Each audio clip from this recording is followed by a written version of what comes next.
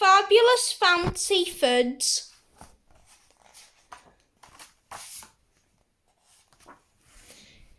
Kipper was drawing a picture of what he liked doing best, playing on the swing. I thought you preferred riding your bike to playing on the swing, said Biff. Kipper frowned. Yes, I do, he said. So he started drawing his bike instead. I thought you liked playing with Floppy best, Chip said. Just then Gran came into the kitchen. Time for school, she said. Biff and Chip went to get ready. Kipper put his pen down. He couldn't decide on his favourite thing. I wish he could learn to choose, thought Floppy.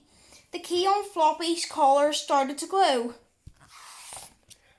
Suddenly Kipper, Gran and Floppy were sucked into a vortex of brilliant colours and lights. They were whizzing round and round, faster and faster. Kipper, Gran and Floppy looked around. They were in a very smart office with an anxious-looking man. I'm Wally Flapperty. I'm meant to be creating the ads for the new fabulous fancy food. And no one's made the final choice yet, he said. You've got to help. Kipper blinked. Me? He asked. It has to be the food that people want, that people need. Wally explained. Don't worry, Mr. Flapperty, Kipper said. I'll do it. I like food, but we've only got until 4 o'clock. Wally warned him. Floppy licked his lips. Did somebody mention food? Meanwhile, Gran answered the phone, which had been ringing. Larry Loaf, the baker, is on his way with his new cake-alicious cake. Kipper, she said. Larry soon arrived with his new cake and everyone tucked in. Kipper said with his mouth full. It's delicious. But is it nutritious? Gran wanted to know. Of course it is, Larry retorted indignantly. Wally beamed and sang a jingle. It's delicious. It's nutritious. It's fabulous. Cake-alicious. At that moment, the fax machine started whirring, so Gran went over to look at it. There's a fax here from a Harriet Hotpot, she said. She says someone from Fabulous Fancy Food is supposed to be trying her scrummy sausage stew. When? Asked Kipper. Right now, Gran replied, in her restaurant. Larry Loaf didn't look happy. But why try stew when you've chosen my cake? He asked. If I don't try lots of things, I won't know why I'm choosing what I choose, Kipper told him. Good point, said Gran, and with that, they set off.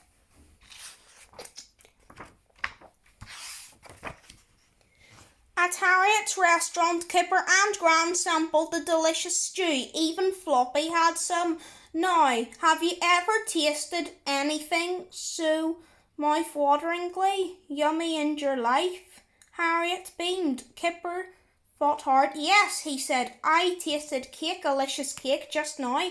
Cake, Harriet snorted. Give me a break, but stew is good for you. I'll make my choice at 4 o'clock, Miss Hotpot, Kipper said. Then his mobile phone rang.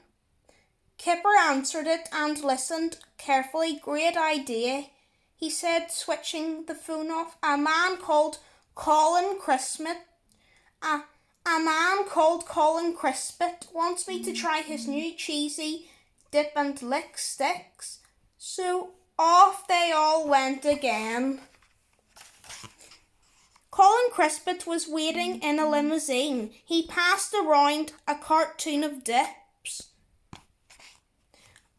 Aren't they the crispiest dip and lick sticks you've ever tasted? He asked Kipper.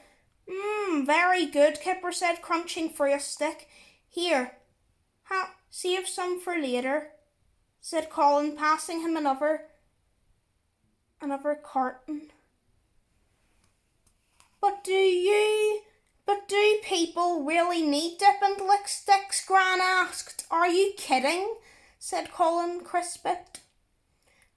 The stick is light, the dip is cheesy. Dip and lick sticks, nice and easy. Kipper looked at Gran. Mr. Flapperty would love that, he said. Back at the office, Kipper told Wally about the different foods. Kipper told Wally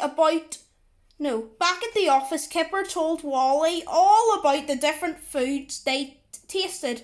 Then I thought perhaps people would prefer the cheesy sticks because they're nice and easy, he finished. Yes, Wally. Yes, agreed Wally. Back at the office, Kipper told Wally about the different foods they tasted.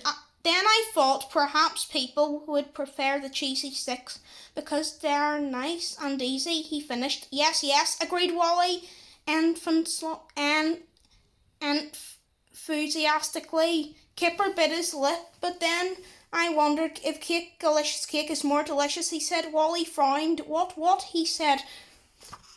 And then there's the sausage stew, which is good for you, Kipper continued, looking confused. So, which is it? Gran asked. Choose, Wally said frantically. Kipper fought, but still couldn't make his mind up. I don't know, he cried and ran out of the room. Floppy followed Kipper out into the corridor. Through the window, he could see the most horrible sight. The dog food factory was being knocked down. They're all good, Kipper was muttering, but which is the best? Floppy barked loudly. Just look out of the window, he thought. The answer's there. Kipper turned to see what Floppy was barking at. But that's terrible, he said. When he saw the demolition men, the dogs in this town will have nothing to eat. And then he had a brilliant idea. Kipper raced back to the office. I've got it, he yelled. Gran, Mr. Flapperty, they've just knocked the dog food factory down. So, asked Gran and Mr. Flapperty together. So the food that's wanted, the food that's needed is stew. He burst into song. Stew, fabulous stew. If your dog is happy, then so are you. I like it, Wally cheered. I like it. Floppy barked approvingly. Good choice, he thought. Kipper patted Floppy. Look, the key's glowing, he said. We're going, thought Floppy. Back at home, Kipper had finished his drawing. When Gran saw it, she winked at him. That's an excellent choice, she said. Biff and Chip came into the kitchen. Come on, Kipper, said Biff. We're late already. I've chosen what I like doing best, Kipper said. He held up his picture. It showed him sitting behind the desk. The others asked him what he was doing. Eating, said Kipper, and he passed some of Colin Crispet's sticks to Floppy. Floppy munched happily. Eating's what I like doing best too, he thought. The end.